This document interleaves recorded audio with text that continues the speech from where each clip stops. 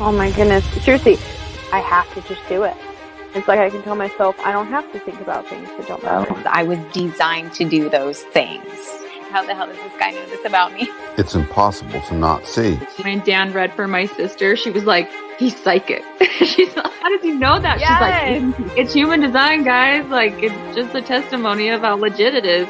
Seriously, Danny was like FBI or CIA. He's like, how the hell does this guy know this about me? Having my chart read, there were just thing after thing after thing that I was just like, wow, that's me. This man is reading me and I've never met him before. I was in the midst of one of the biggest emotional waves I've ever been in my life, and he saved my life. It seems like everybody has the same reaction. It's that aha moment, and they want to find out more. Yes, indeed. It seems like everyone has that same reaction. So my name is Danny Guru. We're opening up the Human Design Advantage podcast. Today is March 5th, and this is episode number 41. And if you wish to have that same reaction, click the link down below and schedule your appointment. Do understand, so the cost of the appointment, I've made some changes. There is a spot to make yourself a donation if you can't afford the actual costs that is the value of the 2 hours we'll spend, along with the follow-up that goes along with that. So please book your appointment. Understand, this is the beginning. It's not the end. So today on the podcast, it's exciting. So what we're doing is, last week we went over the first 3 profile lines. And again, if you recall, profile is always 2 numbers. There's one on either side of a slash mark. And we're being joined by Savannah. Thank God. Hi, Savannah. Hi, how are you, Dan? Doing just fine. I wanted to practice my opening all on my own to see how I did. I think I'm pretty good. Yeah, you did awesome. Yep. So I was just going over what the last 3 lines were last week. The first 3 lines, and if you recall, your profile is one of, it's always 2 numbers, one on either side. That's for the design and the personality, and they're 2 separate things. And so we were going over the love language of these lines, and really, what is it for these lines to give and receive love? We did lines 1 through 3 last week, so tune into that. This is the continuation where we pick up with line 4. Savannah. Oh yeah, like and subscribe, guys. Don't forget, click the button below. Share it out, tell your friends, help us bring this thing to a larger level, please. And check out our website, humandesignadvantage.com. Lots of tools there. You can book your appointment there, and do couples and regular single, family, children, you name it. So bring it in. Savannah, we're doing line 4, 5, and 6. Yes, it's exciting to cover the other 4. I know we posted on the Instagram, and a lot of the people have been really interested in this topic, and there were a few people who were like, I'm a 4/6, what does that mean? And so wonderful. I was like, hey, hop on or come into our live and pop your questions below if you have any questions. If you're a 4/6 profile, or if you have one of your profile numbers in the upper triagram. So yeah, if you guys want to put your questions down there, or we'll try and answer them on Instagram. We're pretty active on the Instagram, so answer everyone's questions there too. So Savannah's even more active than I am, but just so you know, you're getting comments from both of us when we're on Instagram. So we try to say, hey, this is Danny, or this is Savannah. We don't always remember to do that, but sorry about that. Sorry, it probably gets confusing. I try and put like projector Savannah 1-3, so people know who's like responding. But yeah, good idea. Yeah. They know who's Dan and who's Savannah. But so Dan, you have a 4th line in your profile. So do you want to kind of start off on this? The 4th line, friendliness, and they care so much about their community. They're building the foundation. Like the first line's building the information foundation, but then the 4th line is building a friendship and community foundation. So the relationships are very, very important, right? It's wicked important. And these are friend network style relationships, where the reason the line is called the opportunist is because ultimately they're seeking the opportunity to do what all 4th lines wish to do. It's in your genome. You would like to be influential on whatever it is you are externalizing. So put those 2 keynotes in. Influentialness on what you externalize. So if you're a 4th line, or your partner's a 4th line, you already know that you either have a lot to say or you got nothing to say, but usually you have a lot that you want to say. that's a drive inside of all fourth lines, whether it's unconscious or conscious. Doesn't matter where it sits in your profile. If you have a fourth line in your profile, you're eager to externalize and have a sort of fixed nature about that externalization. In the bonding strategy of that fourth line, it's confidant or not, it's friendship or not, it's kindness towards your friends, or meanness if you get rejected for too much. You know, it's a certain type of aloneness that you need to have from time to time, and it's the recognition that you get fatigued when you get too much information coming in and going out. It's people fatigue, right, Savannah? It's just sort of people fatigue. It's too much people coming in, being your confidant or not, all, you know, talking to you and making you talk back. So when you start to reach that fatigue point, recognize there's not something wrong. You didn't go too far. Your chemistry is saying you've gone far enough. It's not really a problem. So how does this come out in terms of, like, you know, your partner or yourself with your partner, or just in just love language in general? How about between children, and even between good friends? This fourth line is about, yeah, sorry, it's kind of cutting out. It's kind of cutting out what you're saying. oh, did someone, what I said cut out?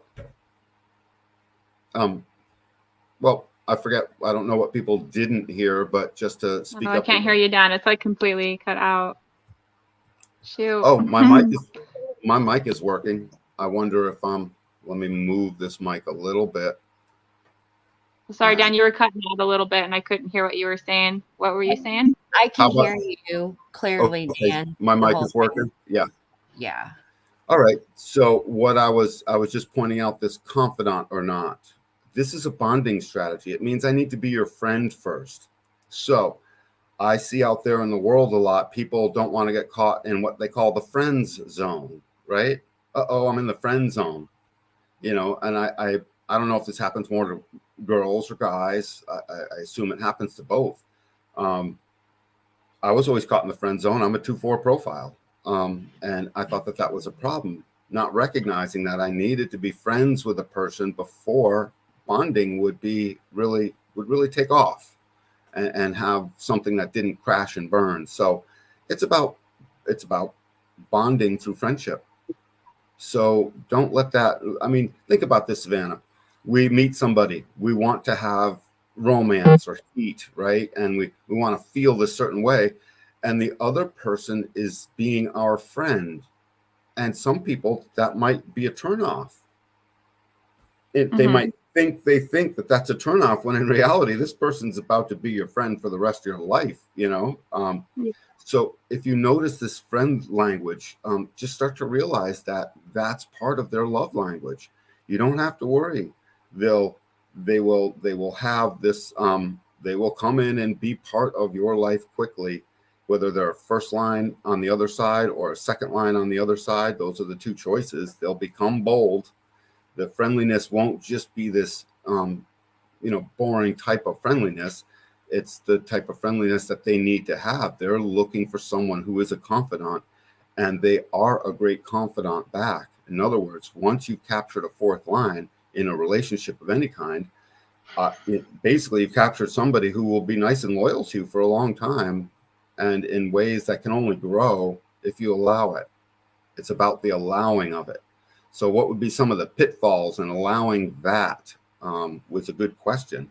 What might we run into out there in dating and romance and partnerships and whatever, as it relates to what might be a downfall to somebody who's got this friendliness working along inside of them? Because it's right. It's not the Casanova. It's not necessarily the sexiest thing on the planet, because it's friendliness. Fourth lines have this friendliness that just sort of shows up, and people embrace that. And with that, they become influential and are able to externalize their truth through their network. So dating. Yeah, so they probably need lots of one-on-one time, talking, confiding in each other. They probably need to move a lot slower than some of the other relationships. They would have to have like a really strong friendship connection first before they started dating romantically. Is that how it's been for you, Dan? It's exactly what it was. So when I was younger, hormones in my younger man days took over, and I didn't wait.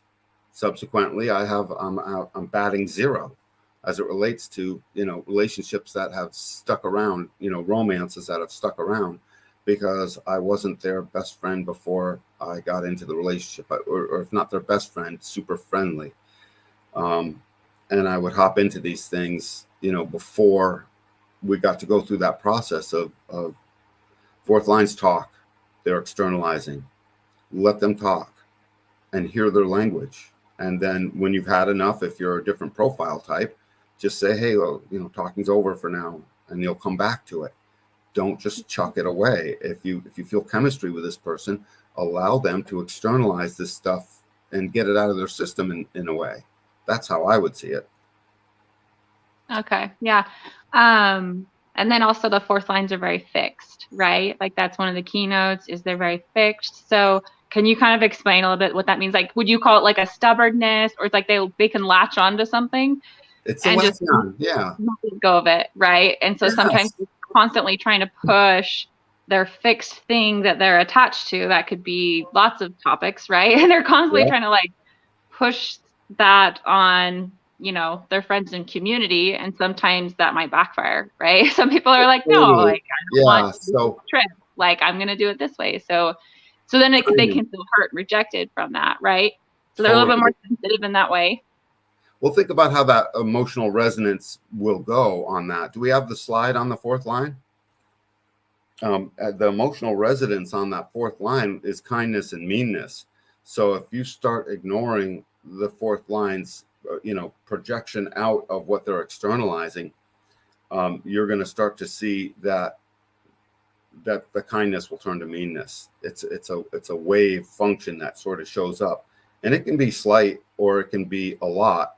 Just be aware that they waffle through kindness and meanness as a way of becoming kind again, because nobody wants to stay in meanness. It's not the norm. It's not what feels good cellularly inside of our body.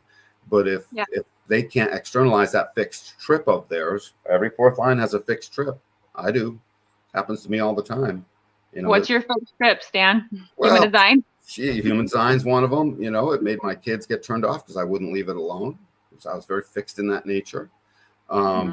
Certain political views, who I voted for, what I did as it relates to all of the jobs and everything. I had very fixed ways about all of that. And as I know my own nature, I realized, don't try and fight that river, Dan. It just means you're going to lose some people. And I lost my share of people, but I remain whole in myself because it's no one's fault. It's not my fault. But that can kind of crush a fourth line when they lose their community and their friendships, right? Deeply. So it's almost like there's something within them that kind of can push away that community, but also bring in, right? Like I know for fourth lines, they talk about find people who you feel good around and, they have the same interests as you. So that way it's like you're building each other up, not trying to force and push something on someone in your relationship so they're just not open to that, right? What had happened to me early on is I had lost track of the primary lesson of all the things in human design are about the timing, and fourth line is no exception to that. So sometimes your sort of fixedness on certain topics, the timing isn't right, and it's about you feeling good about yourself, about not having ejected that timing out into the world when the timing wasn't right. How can you tell? There's resistance. You're having to initiate. People aren't listening. They're asking you to stop. Whatever the case is, you'll start to see that. If you keep going, you're going to have resistance, and then you won't find out where that friendliness boundary really goes to or where it is. You'll start to get negative on all of that and feel like you're being ignored. Because fourth lines, if their fixed trip, the thing that they're into, if it breaks too much or gets torn apart too much, if they're not aware of their nature, think about it, Savannah, they're broken. They'll break like the oak tree. They won't bend like a pine tree. They'll snap like an oak tree. Once they've bent. So they're kind of a little bit more sensitive, would you say, in that way? They're sensitive to having what they're holding on to break. Yep. And also, they have a fear of rejection. So Well, It's yeah, and kind that's what makes them the abdicator. As one of their roles you can count on is this abdication. I don't know. This we have the slides, right? Slides one for the 4, 5, and 6, 3 slides. I'm not sure if we have that slide that can come up, and we'll look at some of this. So yeah, let me read this real quick. The opportunist, friendliness, this abdicator we're going to talk about, fixed patterns, fixed direction, networking, community, relationships. That networking is wicked important. And if you can go to the slide that is the 4 itself, that shows all the information on the 4th line, we're going to see that this 4th line, this abdicator inside of this 4th line, think about what this abdicator does. This abdicator gives in some. They give up, basically. And that's the correct timing. As soon as you start abdicating, start recognizing that was the correct timing. And don't let people tell you you're being walked all over. You're witnessing the timing that says, oh, I'll just give up a little bit. Fine. I get it. It's not for you right now. That's okay. But the 4th line inside says, no, I'm still sticking with my fixed thing, and I'll await new timing to influence them. Remember, the whole thing about the 4th line is ultimately to become influential within a network. These are the great networkers, the great talkers. It's all over our advertisement. Our advertisement is all 4th line business. Externalize your fixed trip. That's what our advertising is. Yeah, I noticed a lot of the celebrity big, the people you do on Wednesdays night shows, a ton of the profiles have 4th lines in them because they want to be externalizing to their community. And so it's a really powerful line to have because of the influence that you're able to have because of those networking abilities. And but to go back to the abdication, my sister's a 4/6 profile. She's a projector.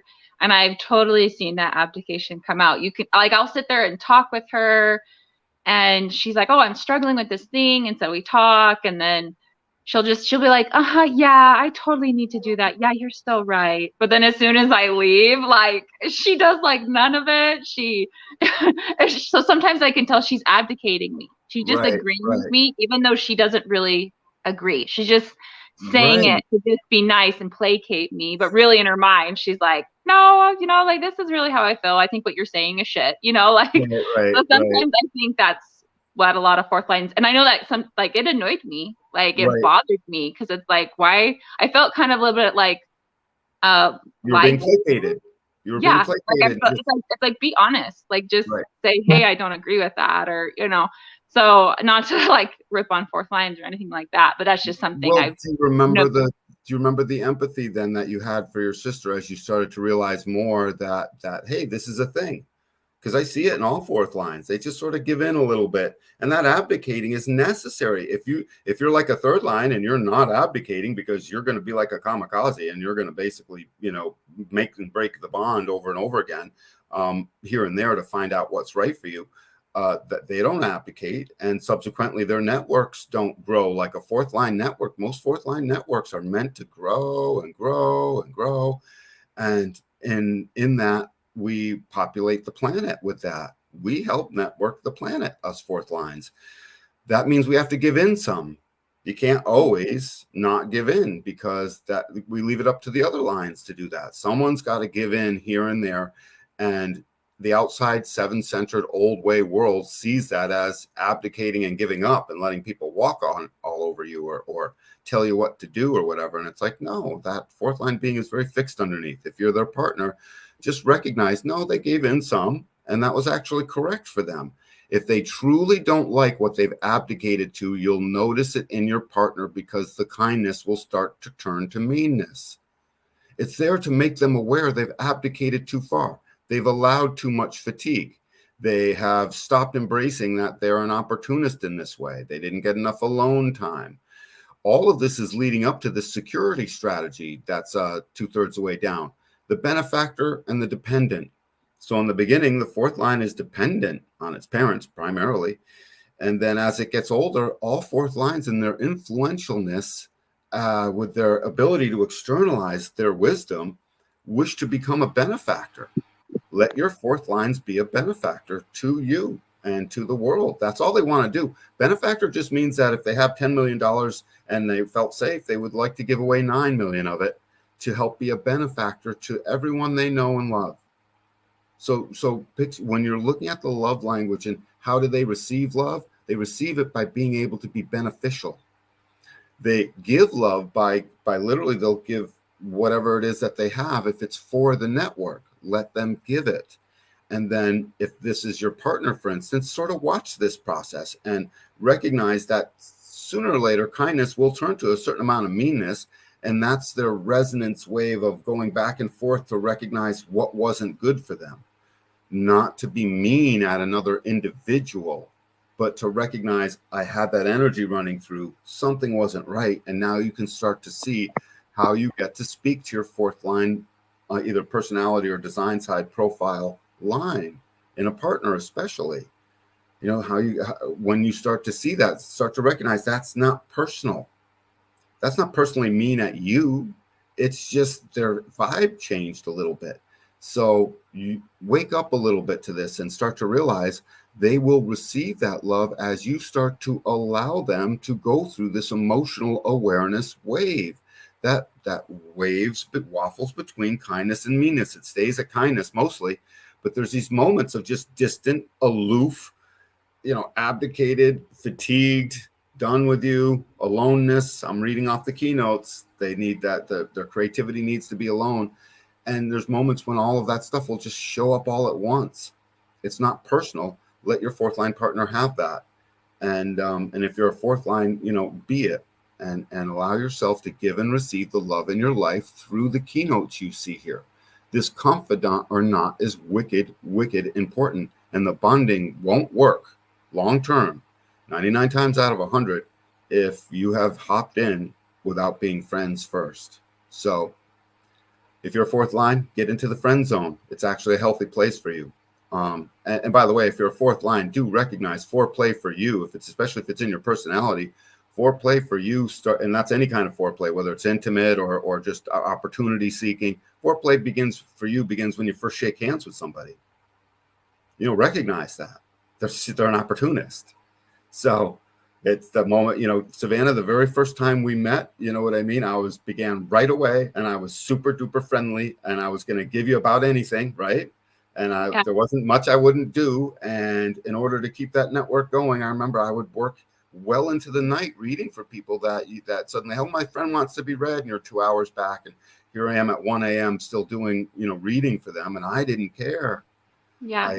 Fourth lines can be very giving individuals. And like my daughter's a 2-4. And so the 4 is on her design side instead of the conscious side. But yeah, sometimes I've seen her friends kind of take advantage of that very giving and niceness within herself. And so I feel like I've also had to teach my daughter like how to stand up for herself because she's gotten bullied and taken advantage of because she's just so friendly, and sometimes she doesn't really want to like rock the boat. I don't know if that's more the 2 in her or the 4 in her. The 4. That's the 4. Don't rock the boat. I mean, the 2 doesn't rock the boat and just simply sidestepping. It just doesn't want to be part of the boat in the first place. The fourth line wants to be in the boat and it doesn't want to rock it if it can help it. And think of how valuable that is in conflict resolution. I'm trying to teach my daughter to to communicate, have boundaries, and stick up for herself. I don't think it's good to allow yourself to get walked over. I don't know. There's like certain things in human design. I mean, because I have a bachelor's in psychology. And so just learning about like boundaries and, relationship, things, sometimes human design, sometimes the information can clash. And so it's just interesting to see how, the advice behind you, but versus what like the psychology and the social sciences gives. So sorry, what were you going to say? Yeah, let's talk about that for a minute. So you help her with her boundaries, but then when she is alone as herself, she's free to stretch that however she wants. Trust me, all that integration and definition in your daughter, her emotional definition, if somebody crosses the boundary too hard, she will be called into punching them in the face. Not wanting to, I'm not advocating that. I'm just saying, when the ultimate moment comes, she has to find out herself what she's made of, I guess is what I'm getting at. She'll stand up if it's like her brothers or me or something. But if it's like one of her good friends at school, she's so scared to stand up. And so I've really had to coach her through that, because she's had some friends not be so kind and just kind of bullying her. And anyway, so yeah, I feel like so she can see that. She'll start to see where she stands in all of that because she's got the strong mom giving her this foundational information. Don't forget, you're her foundation. You're the first line to her fourth line. So and that's a beautiful thing. So you're giving her beautiful foundational stuff and letting her experience that herself. It's good.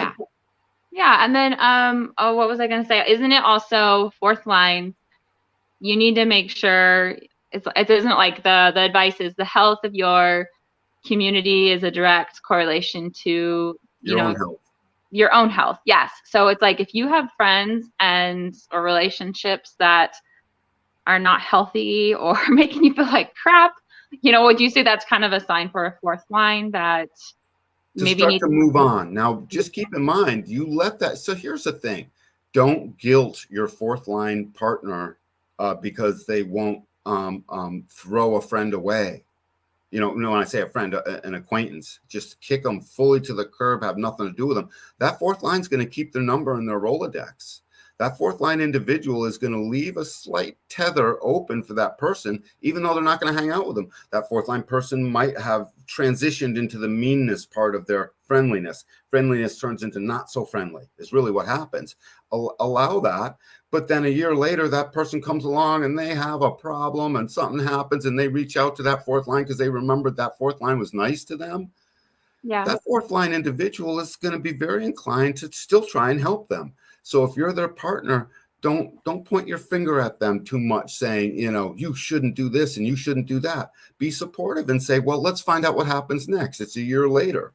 If the same thing happens, then we know again, and maybe we have to wait another year or 2 years. Everybody grows, guys. Even the worst person in the whole world who's just a total jerk, 4 or 5 years later, suddenly they're different, just like you. So the fourth line is always willing to be open to that. Some of the other lines are not. They're like, nope, been there, done that, had it, it's over, never again. And in that never again, the fourth line's, well, what do you mean? You just chopped off the stuff that builds me up. Keeping names in my Rolodex with the potential of influencing them and having them in my network to get me something. Fourth lines get all their opportunities right out of their network.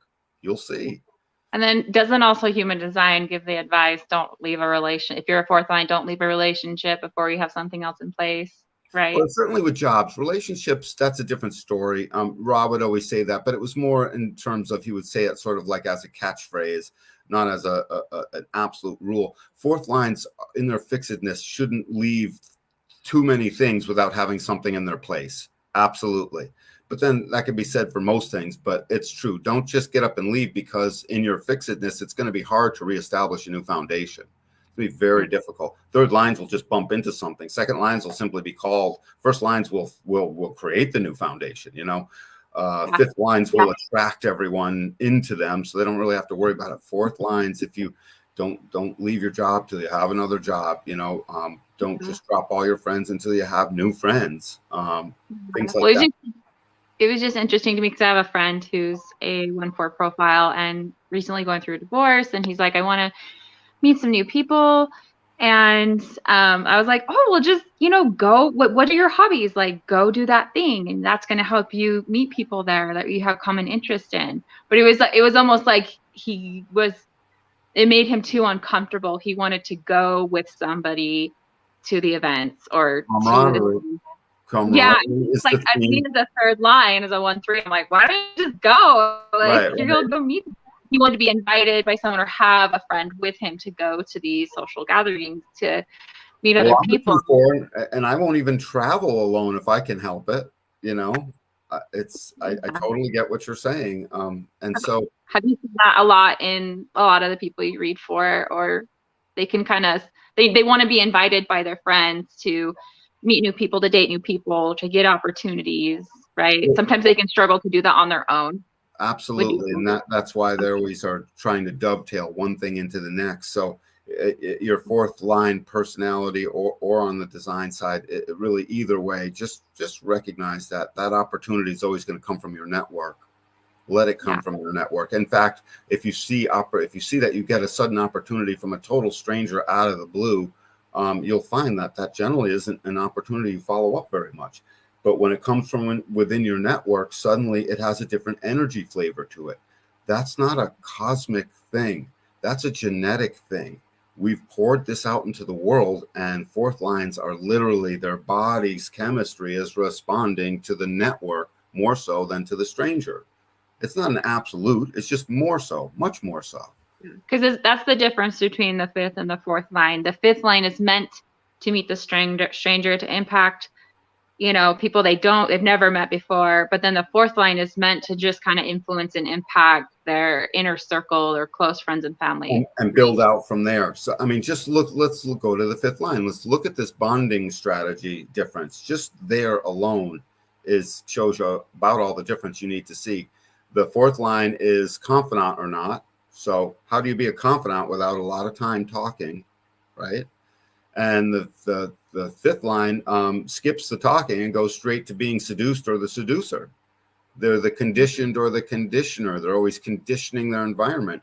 They're the attractive one, always attracting the projection. Fourth line don't attract a projection. They sort of create one in a way, but they don't attract one. Fifth lines, they're just immediately attractive to the world.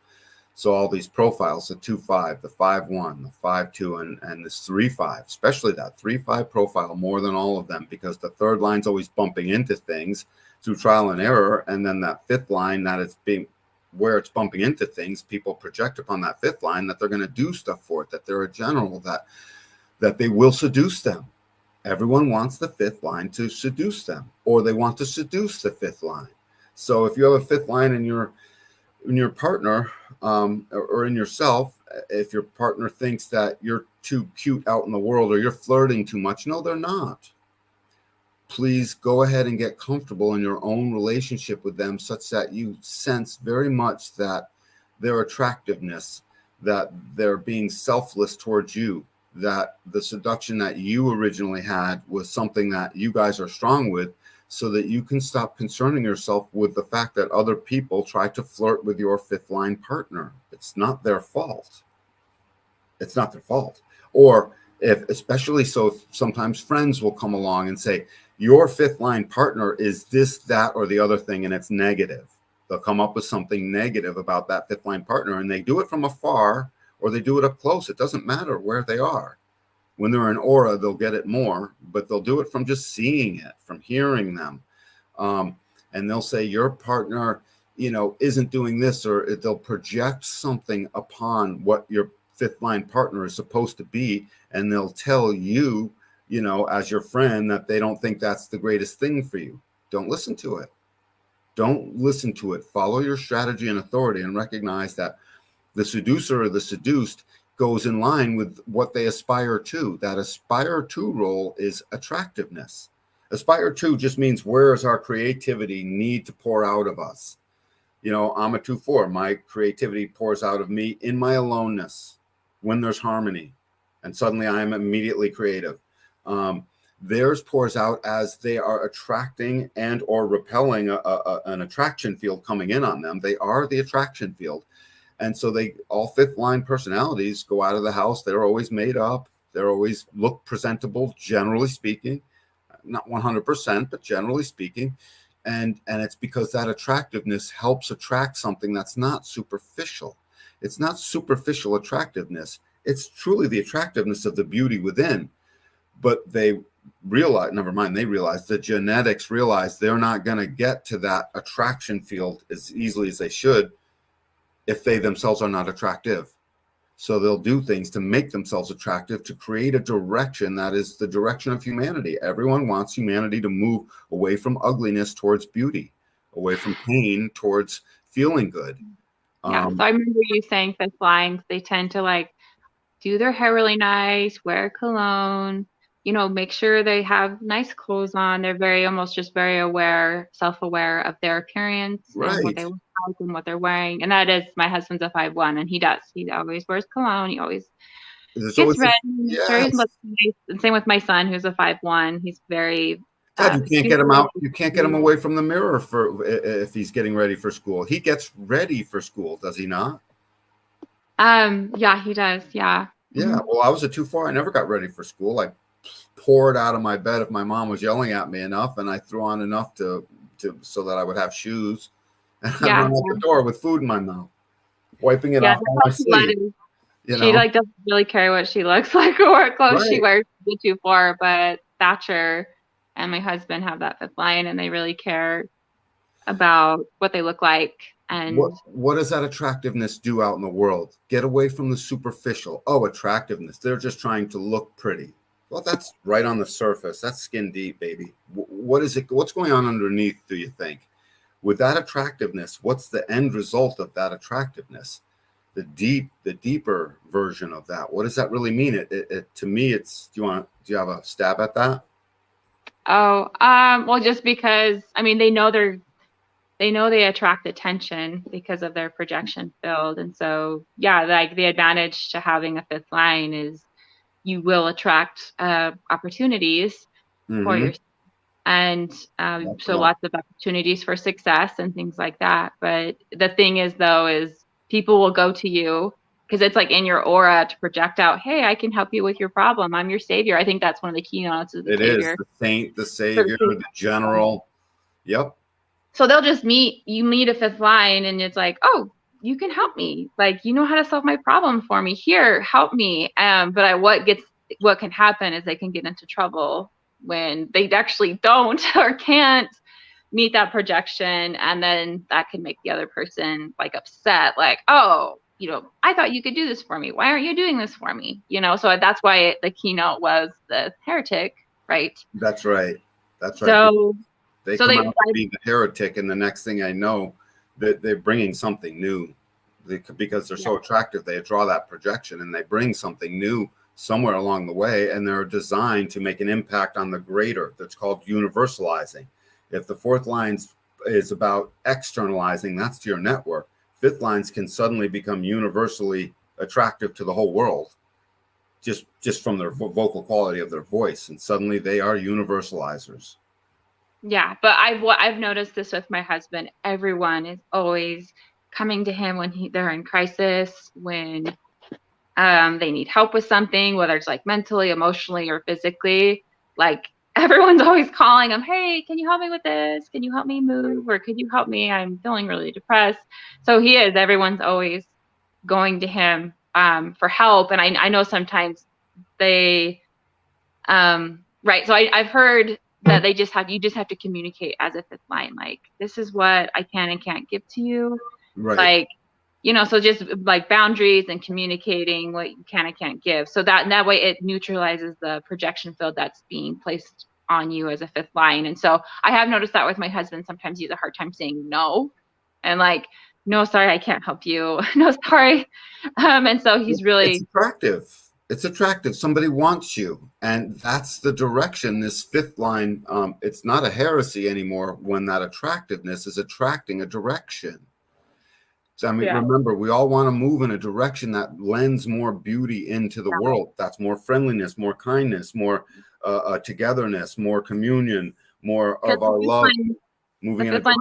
More practical. They're more practical thinkers. They're more problem solvers.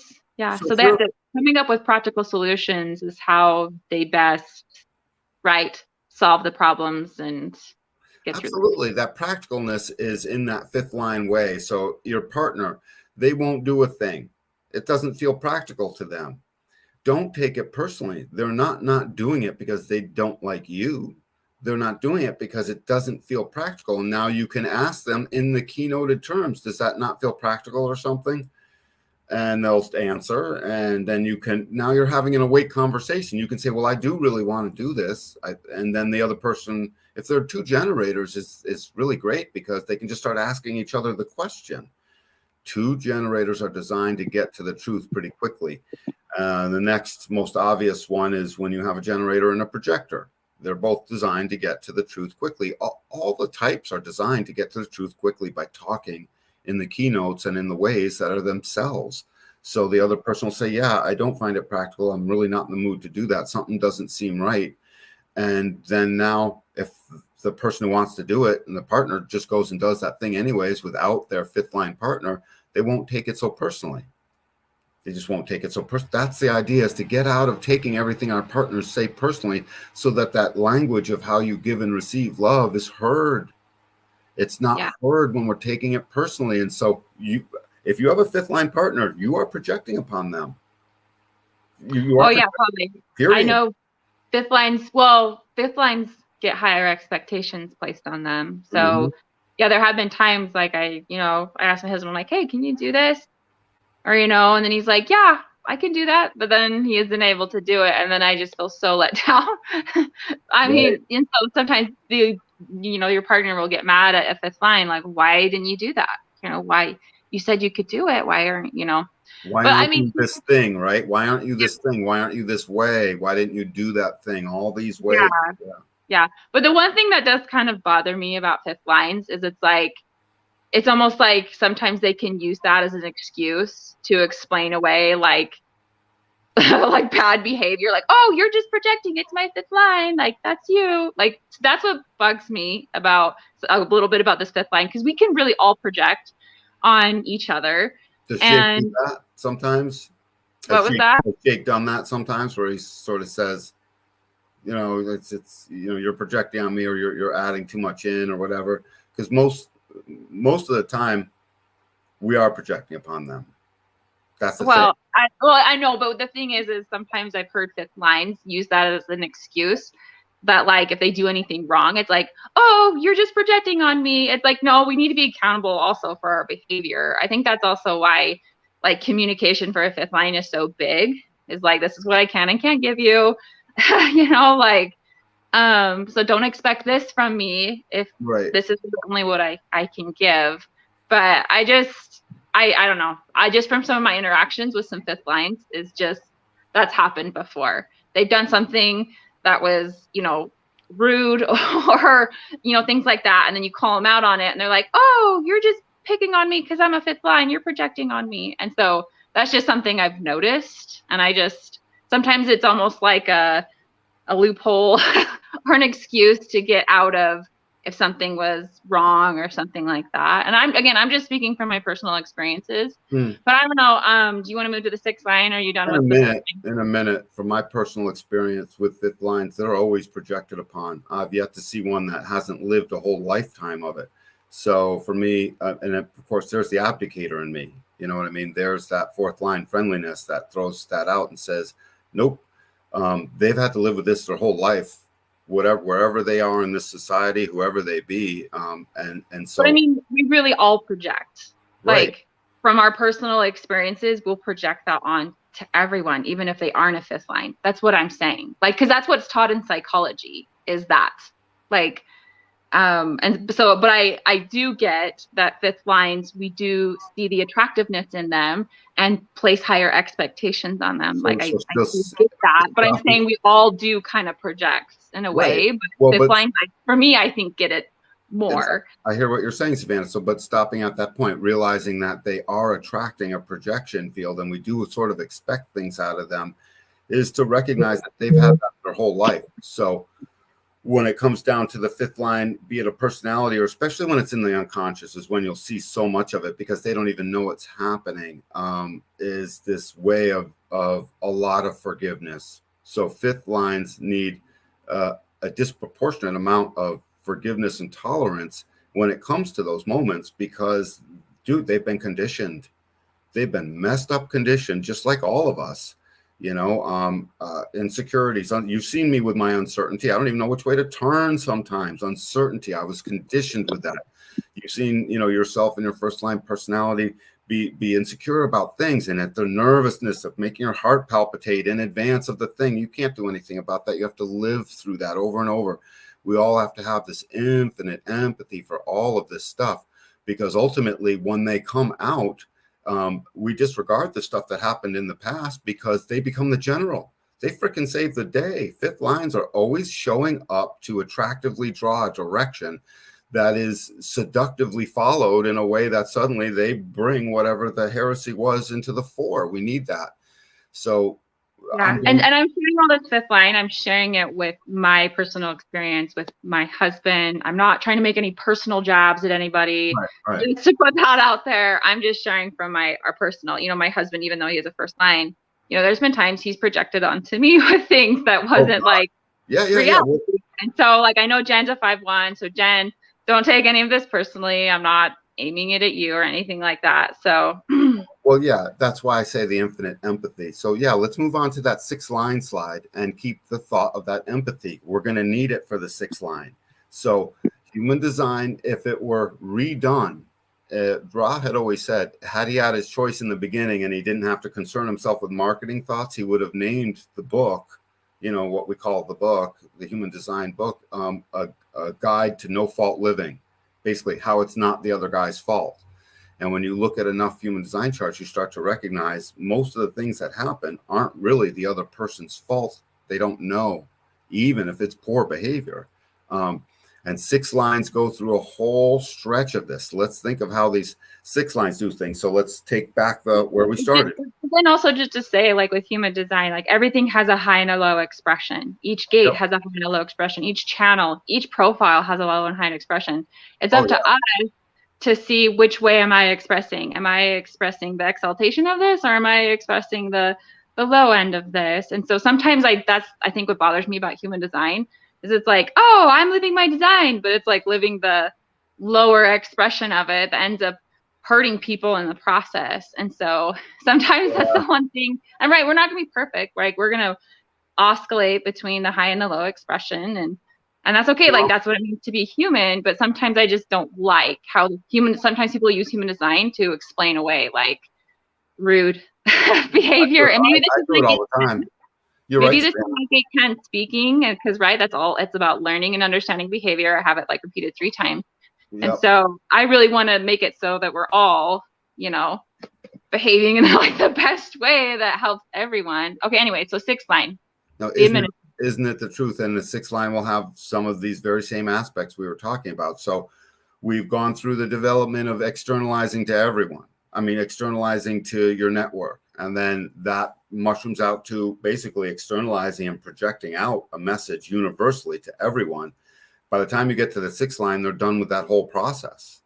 In a way, the 5th line is sort of the end of the hexagram process in one way, and it leaves it to the 6th to figure out how to transition through that whole process. 6 lines have this 2-3-part life cycle. If there's a 6th line in your profile, by the way, 1/3 of the planet has every line in their profile. So they're 1/3 of the planet, approximately 2.5 billion people have, about 2.5 billion people have a 6th line in their profile on the designer personality side. So 3 parts. Do you remember the 3 parts, Savannah? The first part, they live out that 3rd line profile. They live out as a 3rd line where they truly are not a 6th line role model. That's what the role model is. The 6th line. Right? Say it again. Yep. The 6th line operates as a 3 from ages 0 to 30. That's the first stage. Right. So whatever your profile is, if you have a 6th line in your profile, call that a 3rd line if you're under 30 years old, because that's basically what it's been living out. The trial and error of what do I need to bump into? What do I need to see? What else is out there? Who else am I meeting? Where will I sustain? And it becomes an anarchist, and it makes and breaks bonds like the 3rd line does, and that's correct for it. The thing is, that's not where it's headed. And it's always got this eternal optimism that it's headed towards what the bonding strategy says, soulmate or not.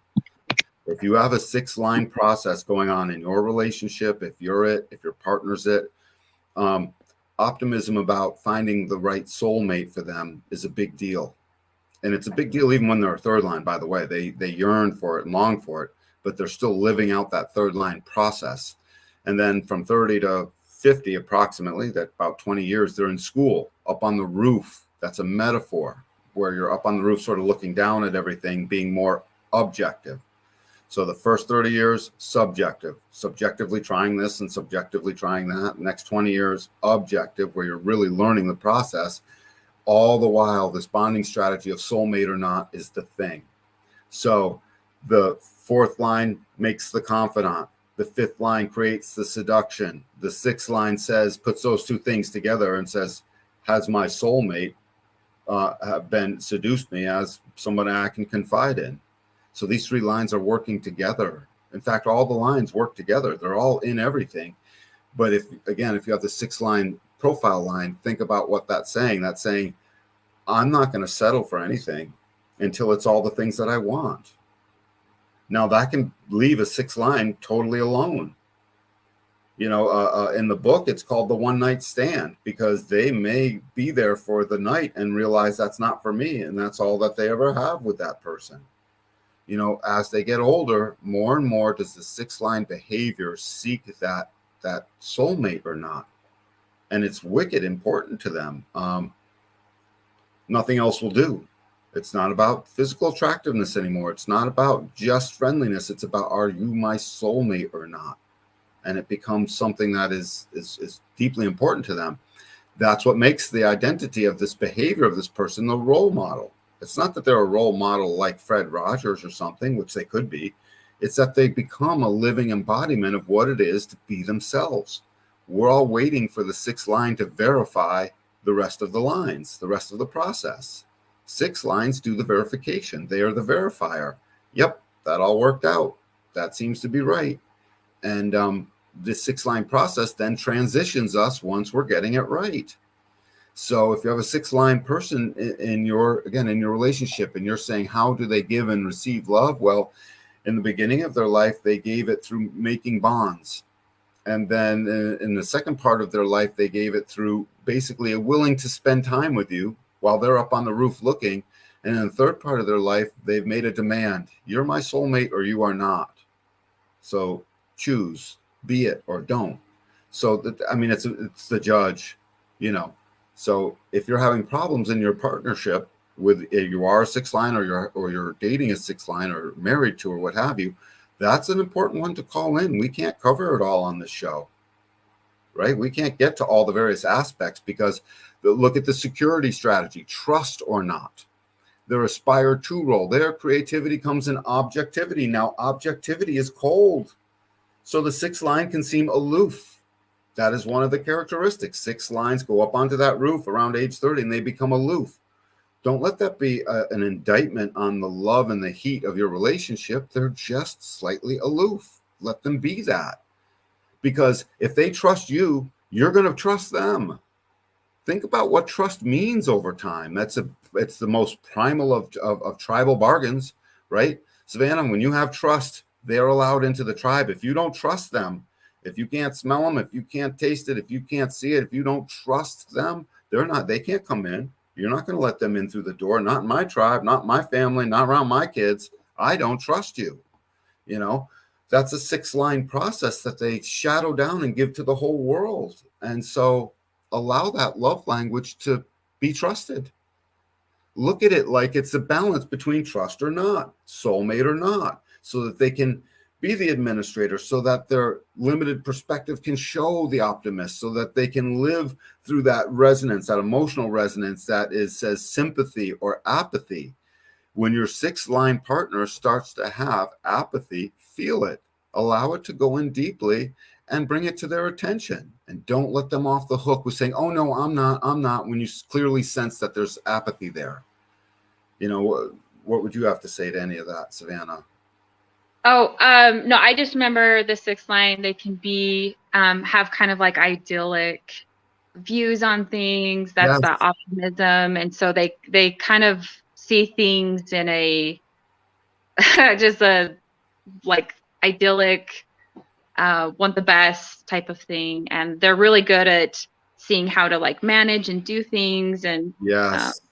And so, but sometimes it's like they want to get involved, but then they don't want to get involved. So sometimes Right. it's like they want to sit back and kind of just watch and observe and be up on that roof. But then sometimes they do. They want to get in there, be the administrator, like take action, you know, organize everything, put everything together like the best way possible. And so that's what I've seen in a lot of the 6-2s in my life. Like my sister Chelsea, she's a manifester and she's a 6-2, and I love her, and I see that in her. She teaches dance and she's amazing at teaching dance. And I see her step in and she's always sharing her like wisdom from her lived experiences. Mm-hmm. And it's like people are drawn to her as this role model, and she's able to kind of, you know, guide and a lot of her students, it's kind of will come to her and just open up to her. And she's able to share, like, this is my experience and this is what I've learned from it. Like, here, take this from it. So that's just how I've seen the six profiles in my life, how it has gone. I agree with that. Same with the 4-6 profiles. I've seen it. And the 3-6 and the 6-3, boy, they have it a little bit rough because they live a 3-3 existence for the first 30 years. So it's hard for them to get away from that pessimism. But but that's the least common of the profiles. The more common is the 4-6 and the 6-2, and that aloofness of being up on the roof leads to an objectivity that can seem cold. Hey, you're just treating me objectively, and they'll, in that moment, that they are. So stop seeing that as something that's bad. It's just a process because soon they'll come into sympathy.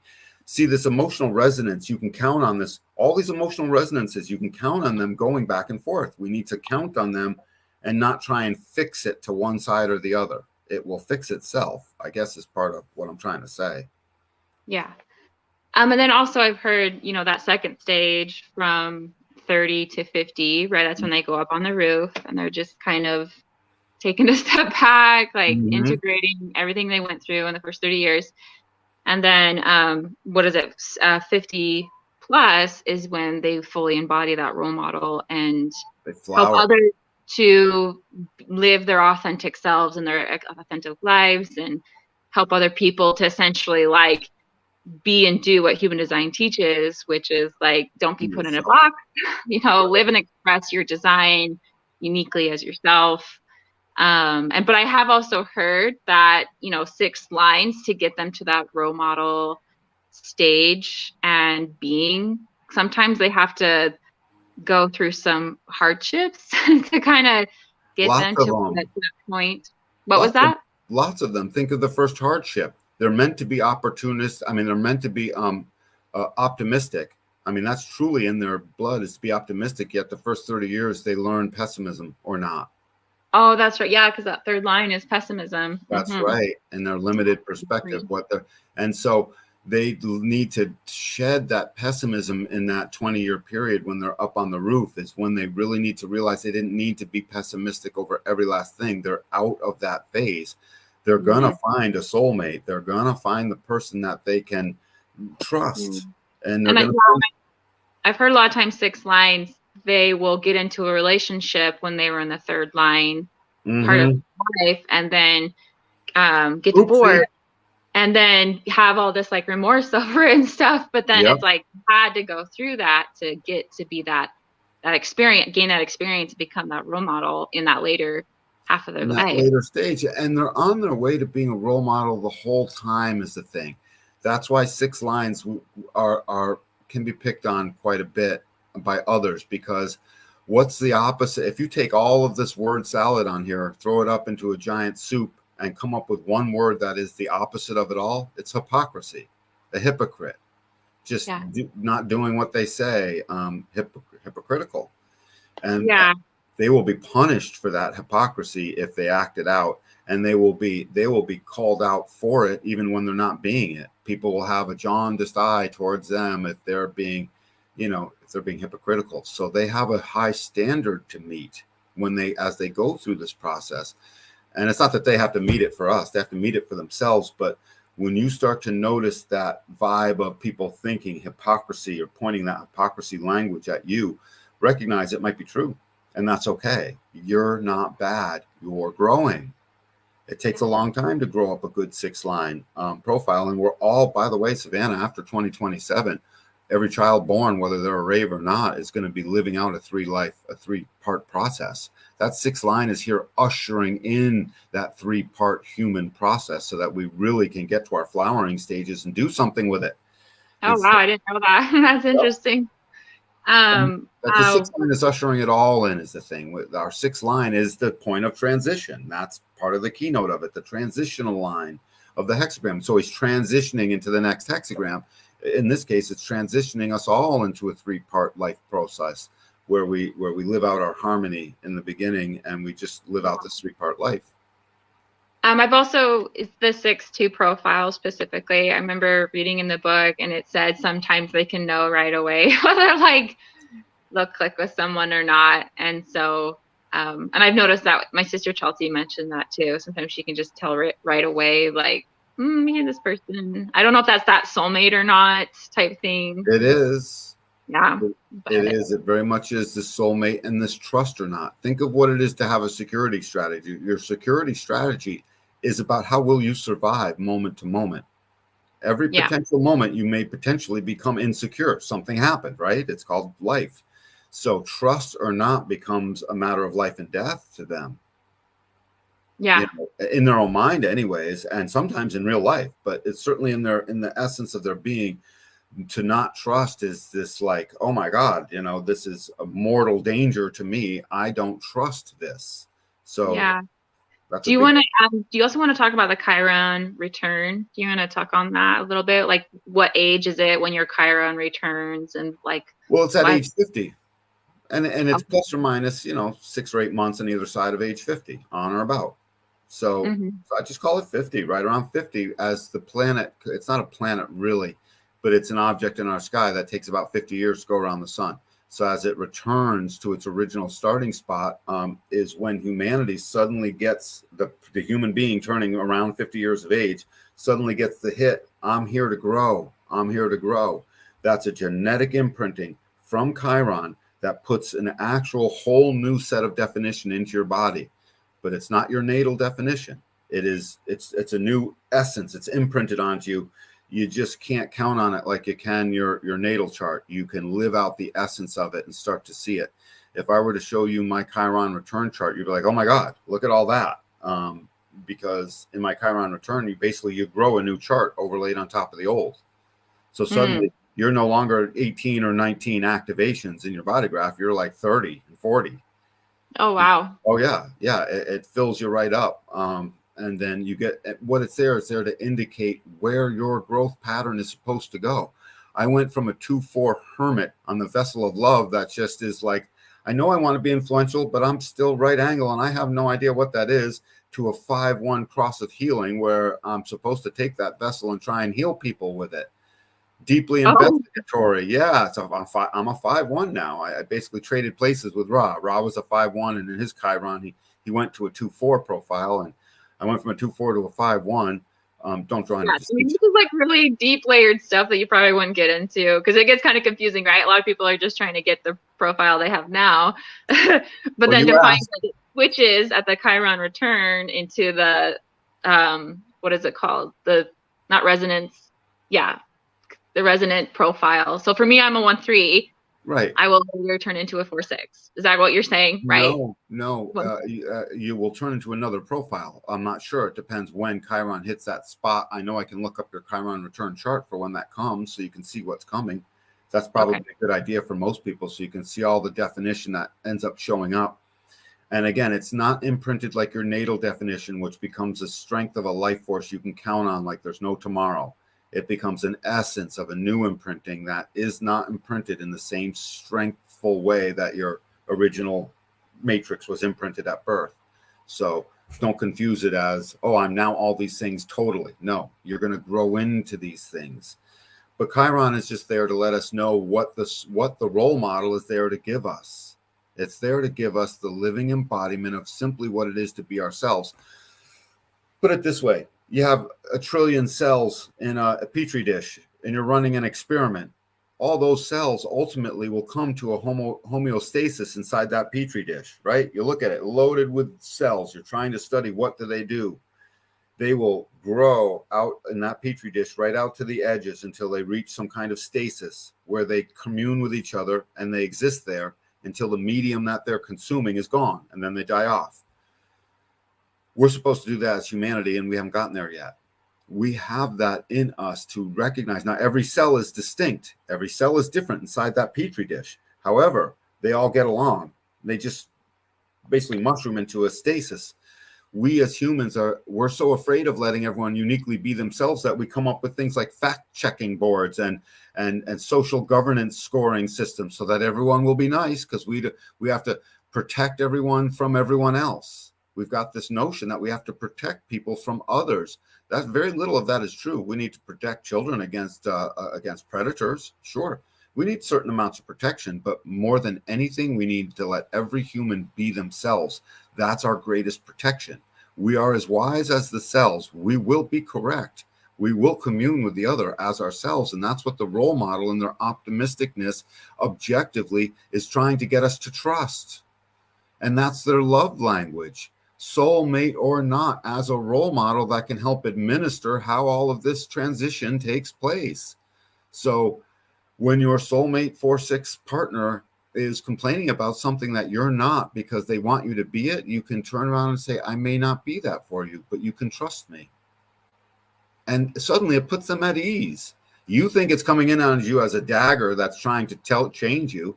And in reality, it's just something that they think they want. You have to correct them when it's not for you, because they can't have all the things they think they want, but they can have your trust. And they can feel like a soulmate to you. So this is an important love language that goes back and forth. They will receive and give the love of those places they trust or not. That places where they feel their optimism can flow, where they feel that their leadership is valued and that they have a certain amount of sympathy and they haven't grown apathetic. Again, I'm reading off these keynotes because these are these behavioral identities and roles that we play out. This is all part of profiling, this information you see here. And this is how we profile people. And these are roles you can count on people playing out. So let's sum this up and finish this up. How do you best love or receive love from your 6-line partner? You know, what would you say to that, Savannah? Just honor their time to be aloof and realize they need lots of trust and a lot of strong foundation of trust, and but then also expect that as they're going through that 3-part stage in their life, they might really evolve and change. And I would say try and evolve and change with them, or don't try to keep them the same. Like, that's honor what the leadership is, Savannah. The leadership is in that evolution. They're not leadership as in I'm in an office environment and I'm the leader of the office, although it absolutely is that too. But at the profound, deep genetic level, as we go through this transformation, this awakening as a species, humanity's awakening, these 6 lines end up being that leadership through the stages of life and growing through it. So you can ask your 6-line partner, don't take it personally when they try and correct you or they try and say something that isn't in alignment, because that's not in alignment with me, they'll say. Just listen to it, take it in. If it happens too much, you may not be for each other. That's true, but that's what we're here to find out. We're not here to force the relationship to work. We're here to see that it does or doesn't, according to our own nature. And the role model tells us to be ourselves.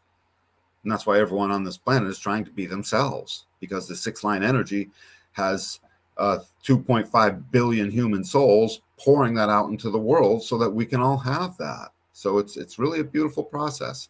They're your soulmate. And if you gain their trust, stick with it and ride it, because ultimately they'll trust you back and you'll have something that never ends. It's a beautiful language in all of that. Work through the hard times, especially the times where you're both telling each other off.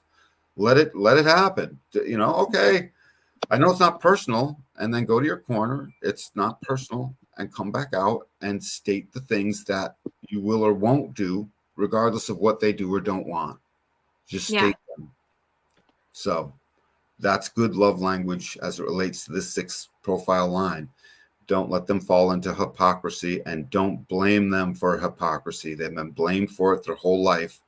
Help them through it so that they can trust you and they can become optimistic again and get away from that pessimism. So awesome.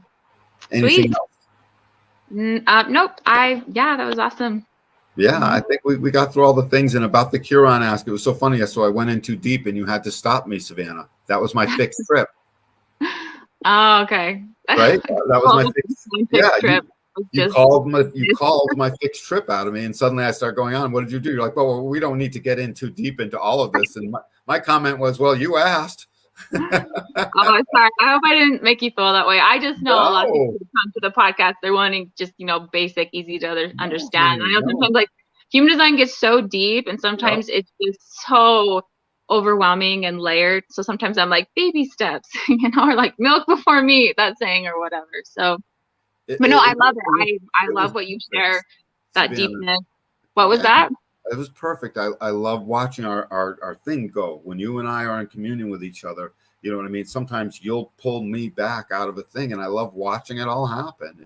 And then I love telling you about it when it's all done, right? So I can tell on myself and I didn't hurt your fourth line feelings, did I? Not in the slightest. No, I recognized the timing was wrong because you're a projector. You recognized the timing in that moment. And I was like, oh, she's right. Turn it off and get back, get back online. People are interested. Maybe if they do want to go deeper, we could do a Chiron return deep dive episode sometime. Maybe if you're wanting that, maybe comment down below if you want to learn about Chiron return. And then that way, Dan, you can just completely just dump all that information. Yeah, we can jump in and discover ourselves and just start talking about what it is and what we're really doing with all of this. But on that note, everyone, we're going to conclude this episode. Everyone, like and subscribe below. And don't forget to book your session. Remember, I'm taking donations. Go to the bottom of the booking page. Go past the point that says $250, which is less than what I'm worth, by the way. But if you can afford it, pay that. And if you can't, go down to the donation part and you'll get a reading just like any other reading. It doesn't matter what you paid. It just matters that you start. So 1, 2, 3, start. Stop stopping. Stop stopping. And on that note, Human Design Advantage podcast number 42 on March 5th, 2023 has concluded. Nice. See you later. 111 right now. Hurry and stop the video. Get ready for the most out-of-this-world weekend Roswell has ever seen. UFO Expo 2023. March 10th through the 12th at the Roswell Convention Center. 3 days packed with 40 different events, including 10 different film screens, producers, celebrity personalities, and renowned speakers. And all just a few blocks from the UFO Museum and Research Center. The 3-day pass includes VIP parties, mixer tents, speakers,